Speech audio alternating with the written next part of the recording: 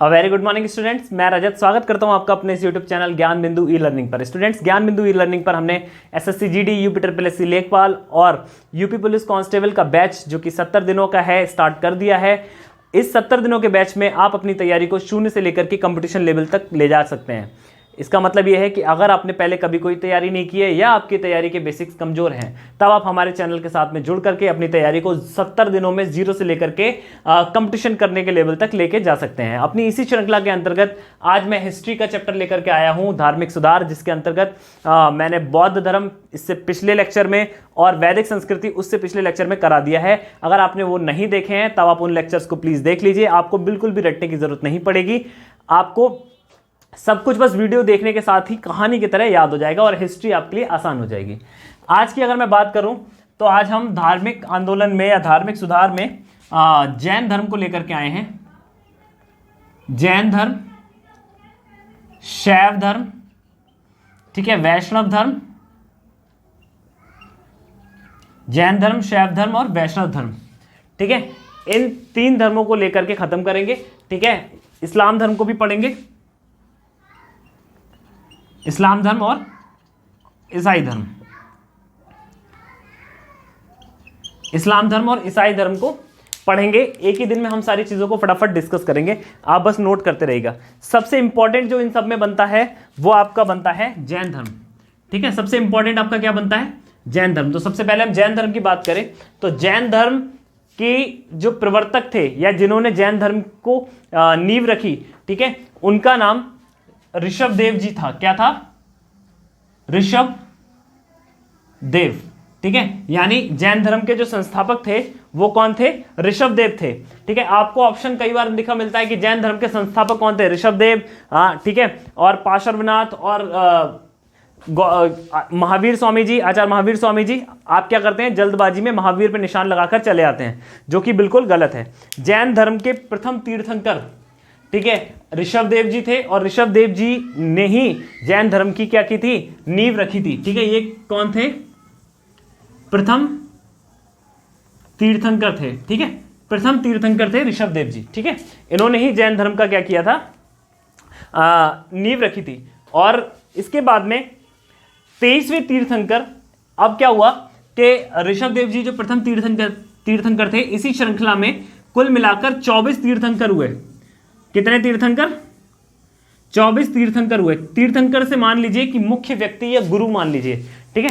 तो ऋषभ देव जी सबसे पहले थे जिन्होंने जैन धर्म की शुरुआत की, और जब क्रम चला कालखंड के साथ साथ आगे जैसे जैसे समय में बढ़े तो यहां पर 24 तीर्थंकर हुए। और हमारे 24वें जो तीर्थंकर थे वो थे महावीर, ठीक है, भगवान महावीर, है ना, जिनको हम क्या कहते हैं? भगवान महावीर भी कहते हैं,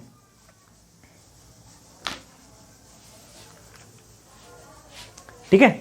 भगवान महावीर या फिर महावीर स्वामी हम कहते हैं, ठीक है।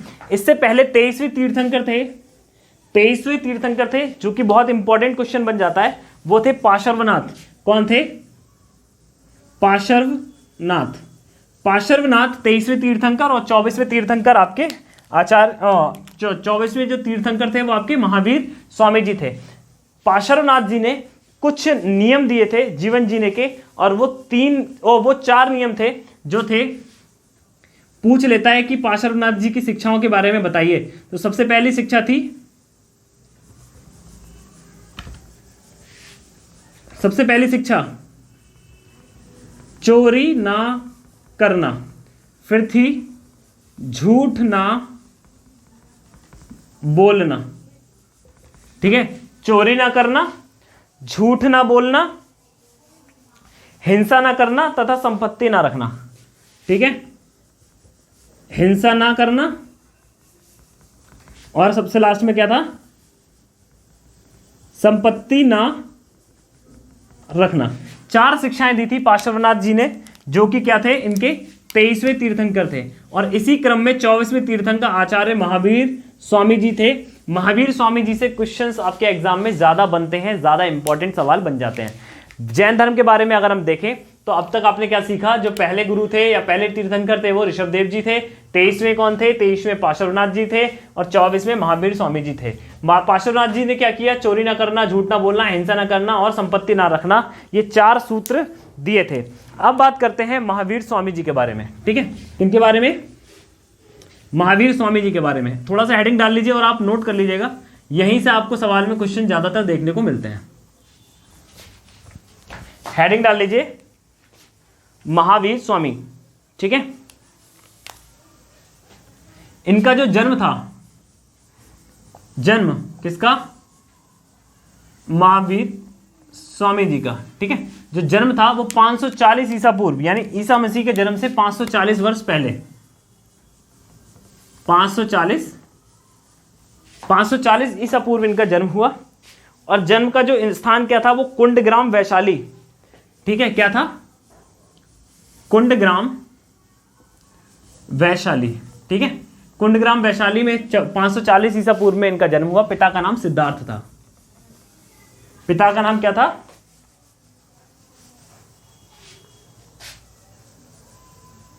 पिता का नाम सिद्धार्थ और ज्ञातक कुल के थे। ठीक है, पिता का नाम क्या था, सिद्धार्थ और ज्ञातक कुल के।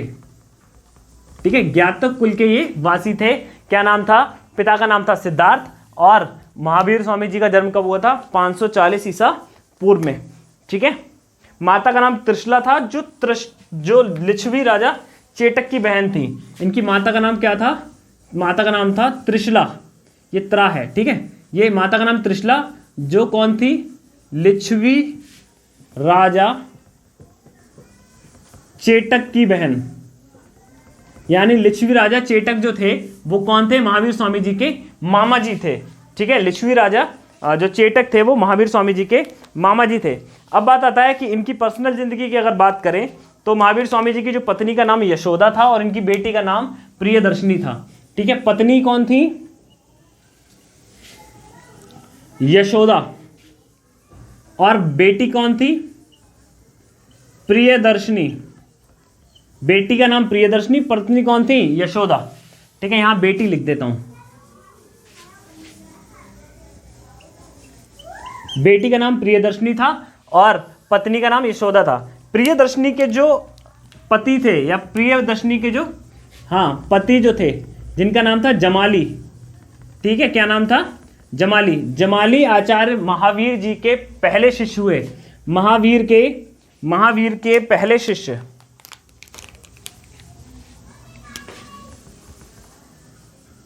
महावीर के पहले शिष्य।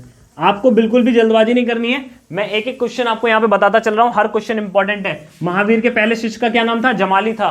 ठीक है, ऐसे ही नोट करते रहिएगा, ये क्वेश्चन बहुत बार एग्जाम में आया है। ठीक है, महावीर के पिता का नाम क्या था, सिद्धार्थ था, ये भी आया है। महावीर की माता का नाम क्या था, ये भी एग्जाम में आया हुआ है। लिच्छवी राजा चेटक के बारे में भी पूछा गया था, ये भी एग्जाम में आया है। पत्नी का नाम भी एग्जाम में आया है और बेटी का नाम भी एग्जाम में आया है। एक एक चीज आपकी जो है एग्जाम से रिलेटेड मैं आपको करा रहा हूं। ठीक है, अब क्या होता है, 30 वर्ष की आयु में समय चलता जाता है और 30 वर्ष की आयु में, 30 वर्ष की आयु में अपने भाई नंदीवर्धन, क्या नाम, नंदीवर्धन,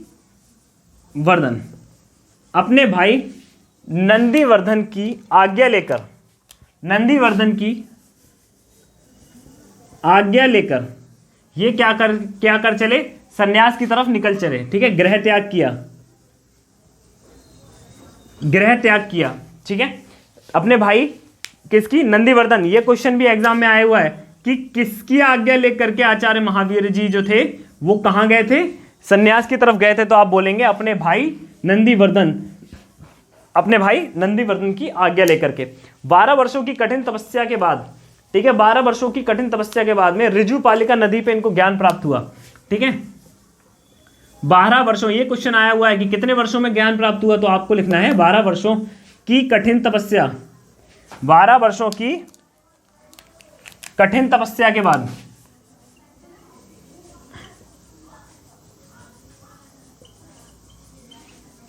12 वर्षों की कठिन तपस्या के बाद में क्या हुआ, ज्ञान प्राप्त हुआ। ठीक है, 12 वर्षों की कठिन तपस्या के बाद इनको क्या हुआ, ज्ञान की प्राप्ति हुई। कहां प्राप्त हुई, तो आप क्या बोलेंगे, ऋजुपालिका नदी के किनारे। कहां, ऐसे लिखिए, ऋजुपालिका, ऋजुपालिका नदी के किनारे। ऋजुपालिका नदी के किनारे क्या हुआ, ज्ञान की प्राप्ति हुई। क्या प्राप्त हुआ इन्हें, ज्ञान प्राप्त हुआ। क्या प्राप्त हुआ, ऋजुपालिका नदी के किनारे इनको ज्ञान प्राप्त हुआ। ठीक है, ज्ञान प्राप्ति के बाद में पहले कौन बने, पहले शिष्य कौन बने, तो इनकी बेटी प्रियदर्शनी के हस्बैंड जिनका नाम जमाली था, वो इनके प्रथम क्या बने, शिष्य बने। ठीक है, अब बात आता है इनकी पहली महिला भिक्षु। पहली महिला भिक्षु के बारे में पूछ लेता है, एग्जाम में कई बार पूछा हुआ है, तो यहां लिख लीजिए, पहली महिला जैन भिक्षु। ठीक है, कौन बनी, तो इनका नाम था चंपा। चंपा जी जो थी वो पहली जैन भिक्षु बनी। इसके बाद में अगर क्वेश्चन पूछा जाए और इंपॉर्टेंट, ज्ञान प्राप्ति के बाद में भगवान महावीर को क्या कहा गया, तो ज्ञान प्राप्ति के बाद में भगवान महावीर को बोला गया जिन। ठीक है, किन नामों से जाना गया, जिन। ठीक है, अरहत और निग्रंथ। ठीक है, जिन, अरहत और निग्रंथ। ठीक है, जिन, अरहत, निग्रंथ। ठीक है, जिन का मतलब क्या होता है, जिन का मतलब होता है विजेता, अरहत का मतलब होता है पूज्य, और इसका मतलब होता है वंदहीन। ठीक है, जिन का मतलब क्या होता है, विजेता, अरहत का मतलब होता है पूजनीय। ठीक है, और ये क्या होते हैं, बंधन मुक्त। क्या, बंधन मुक्त। ठीक है, ये जैन धर्म के बारे में आपकी बेसिक वो थी, नॉलेज थी। इसके बाद में जैन धर्म से एक क्वेश्चन और बन जाता है। ठीक है, एक क्वेश्चन और बन जाता है जैन धर्म से। इसके बाद में चलिए मैं यहां बता देता हूं, जैन धर्म से एक इंपॉर्टेंट क्वेश्चन और बनता है कि 300 ईसा पूर्व, ठीक है, 300 ईसा पूर्व मगध में 12 वर्षों का भीषण अकाल पड़ा।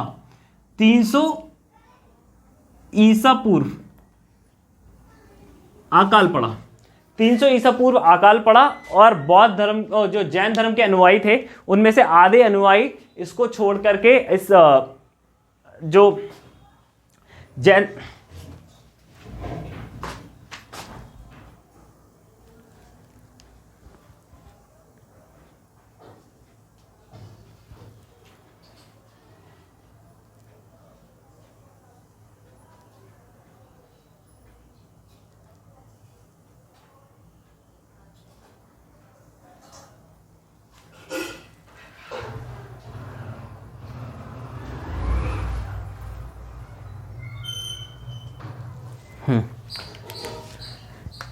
300 ईसा पूर्व जो था वो मगध में बहुत तगड़ा अकाल पड़ा, जो 12 वर्षों का अकाल था। इसमें क्या हुआ, इनके जो जैन धर्म के अनुयायी थे भद्रबाहु अपने शिष्यों को लेकर के कहां चले गए, कर्नाटक चले गए।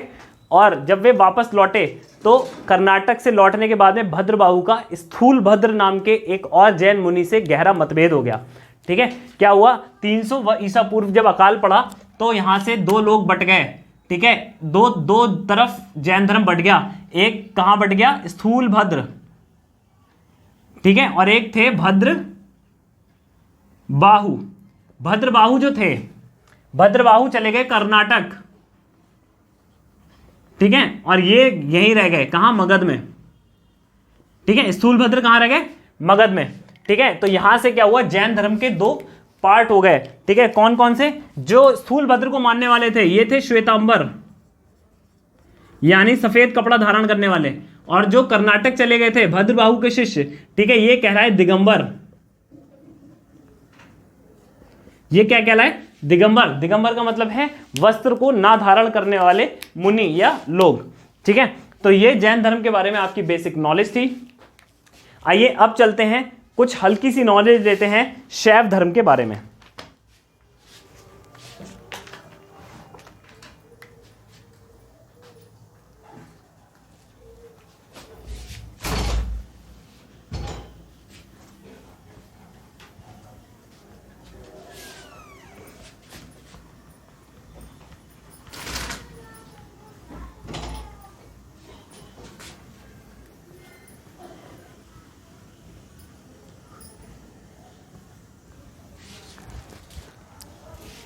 चलिए अब नॉलेज लेते हैं शैव धर्म के बारे में। शैव धर्म के बारे में कुछ इंपॉर्टेंट क्वेश्चन क्या बनते हैं, ठीक है, हेडिंग डाल लीजिए शैव धर्म।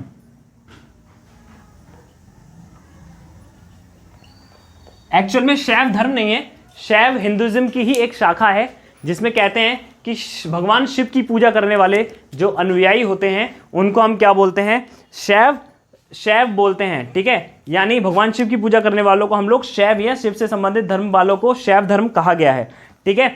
अब क्या होता है, शिवलिंग की जो उपासना है, यानी जो भगवान की पूजा करते हैं शिवलिंग की उपासना है, वो हड़प्पा सभ्यता के अवशेषों से भी हमको प्राप्त होती है। कहां से प्राप्त होती है, हड़प्पा सभ्यता के स्रोतों से भी हमको प्राप्त होती है। ऋग्वेद में शिव के लिए रुद्र नाम का, ठीक है, ऋग्वेद में शिव के लिए रुद्र नाम दिया गया। क्या नाम दिया गया, रुद्र नाम दिया गया। जो ऋग्वेद है उसमें शिव जी के लिए रुद्र नाम का नाम दिया गया। इसके अलावा अथर्ववेद में भगवान शिव को